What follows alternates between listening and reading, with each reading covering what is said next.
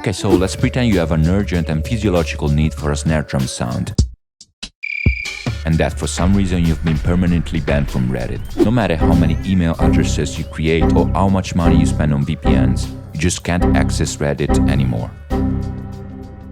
And obviously you're too broke to even consider the splice option, and for some super strange reason the stock sound library of your DAW is magically empty. So rather desperate but still optimistic, you grab a box, a plastic bag and your field recorder, and after improvising a primordial snare drum, you hit record. However, once you've recorded it, you notice there's something strange in the audio file. Of course, there was indeed someone acoustically significant in the room. A bit disoriented, you record a new take, but once on FL Studio, you notice that the sound of the primordial snare is overlapping with the noise of cars outside. Obviously, you think once again, the door was open, so after getting the uninvited guest out of the room and closing the door, you record again. However, this time, your snare sounds like a fart.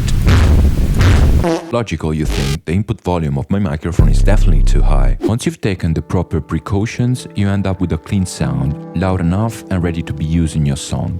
Or so you think. There's still something that doesn't convince you. This snare sounds so artificial, mediocre, timid, primordial. And that's when you pack your bags and spend 15 years at Abbey Road Studios with the goal of learning as much as possible about the art and technique of audio. You earn 5 doctorates in advanced acoustics and literally rewrite the history of science thanks to numerous research papers on the impact of laser beam 700 music on the evolution of coral reef flora and fauna. With the knowledge and experience you once lacked, you can finally return to your snare drum and solve the problem.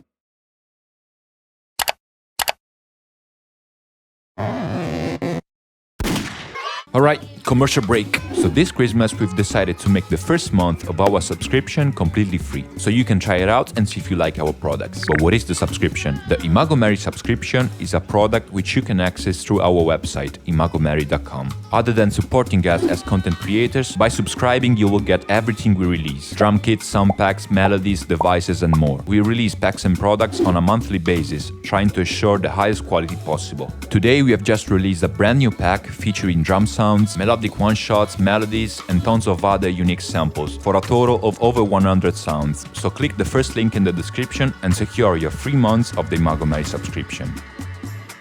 Okay, let's get back to focusing on our snare sound. Once you have a clean and well-recorded sample, there are many techniques you can apply to make it sound crystal clear. Phase 1. Cleaning. Sculpt its frequency components through surgical EQ work, getting rid of unnecessary frequencies and attenuating annoying or overly pronounced resonances. Let some intelligent analysis plugins help you with the cleaning process, like Soothe Chew or Isotope RX tools. Isolate the sound and distinguish between its transient attack and its tail, using a transient shaper or manually drawing an automation.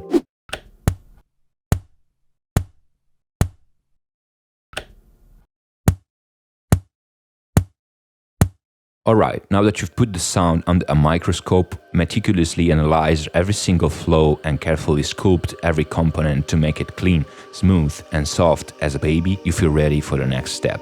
Phase 2. Creativity. To truly make your sound yours, you need to draw from your creative resources and sculpt it like a true artisan. You will rely on the tools with which, over time, you've gained increasing mastery and developed a sentimental connection. Every idea, abstract at first, will gradually take shape through your favorite plugins until it translates into sonic reality.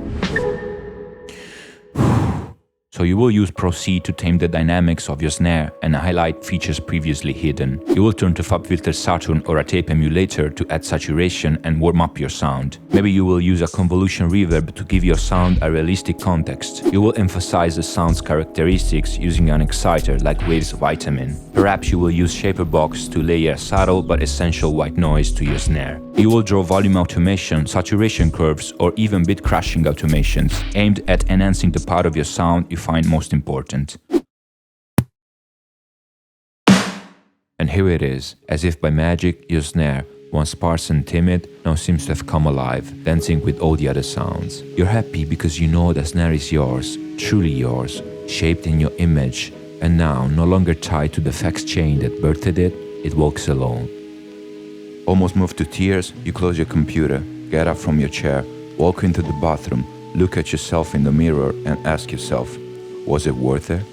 even though you already know that will never be a definitive answer.